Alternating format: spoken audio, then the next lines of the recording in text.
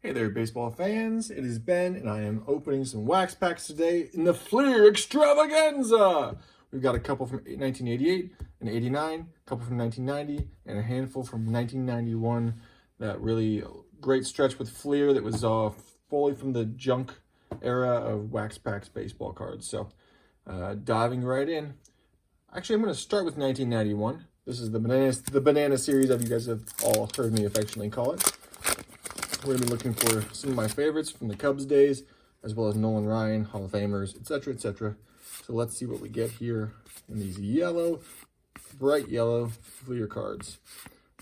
With this set, I'm particularly looking for some of those Pro Vision inserts that I really like. Those are always great looking cards.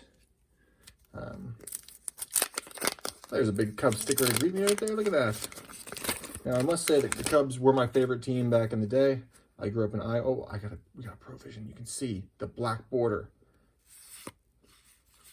And it is, there's Sandy Alomar Jr. And it is Don Mattingly, Donnie Baseball. Look at him. That's a great picture of him there. Mr. Yankee. Really a great card. I'm really happy to get that one. That's a good one. I like it. I like it a lot. So like I was saying, I grew up in Iowa, and the Iowa Cubs were the only professional baseball team nearby, and so we all got WGN Sports Network out of Chicago, and so a lot of us were Cubs fans growing up in Iowa. And I remember going to the Iowa Cubs games as a kid. Sometimes you'd catch some major leaguer playing down or someone who was on their way up to the pros. And then I lived in the Philadelphia area for a while, and I became a Phillies fan for about 10 or 15 years. And now I live in the Boston area, and I'm a Red Sox fan. So it's kind of nice to just cheer for the hometown team wherever I am.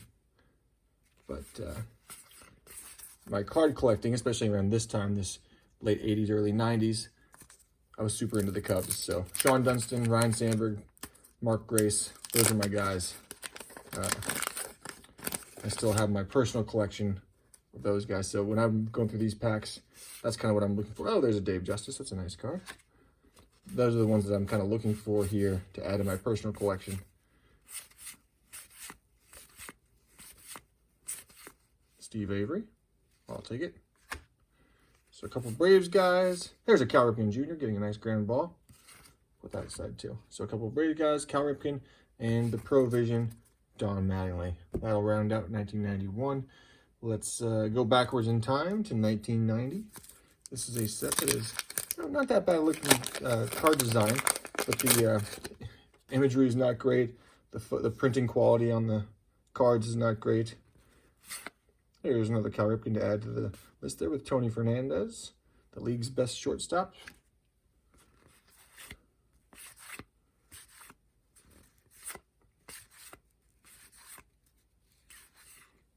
Bud Black, Norm Charlton. There's another Cal Ripken, Players of the Decade. So we got 3 Cal Ripkens in this session already, in this FLEER set. Very nice. Rick Sutcliffe with that high leg kick, you gotta love that. He was actually featured in the book, The Wax Pack, which I love that book. If you ever get a chance to look it up on Amazon and see if you can find a copy or read it on Kindle.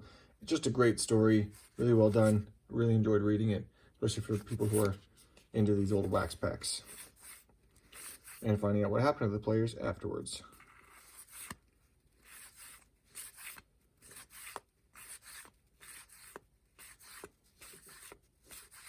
Kind of striking out on this one. Dickie Thon. I'm going to put him aside as our whatever happened to that guy moment of the video. I'm going to jump back to 1988 now.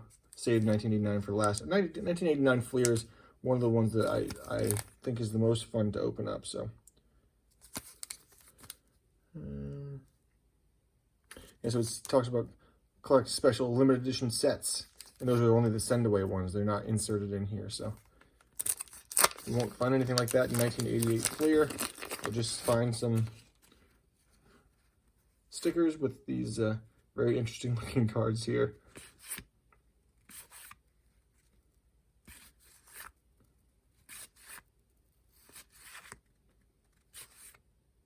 Look at that. There's Matt Noakes and Kirby Puckett. Kirby Puckett will put him aside for Matt Noakes, not so much. But Matt Noakes had that great rookie season.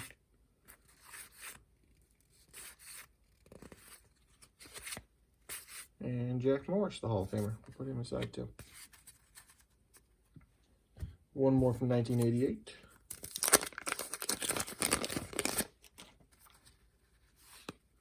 Jimmy Key.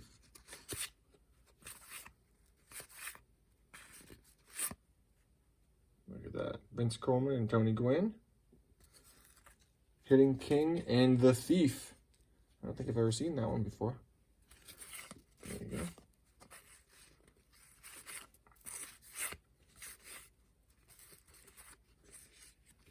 Random upside down one.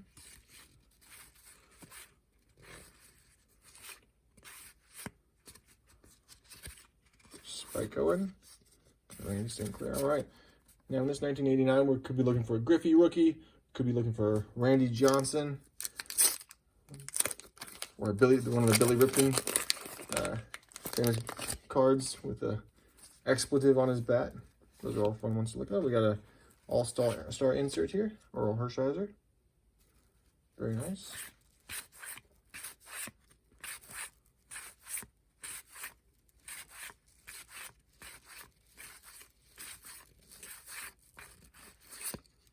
And instead, we got nothing. But that's the name of the game. You never know what you're going to get. So let's look up Dickie Thon here. Dickie Thon, at this point, who had been playing for the Astros and then the Padres and then the Phillies.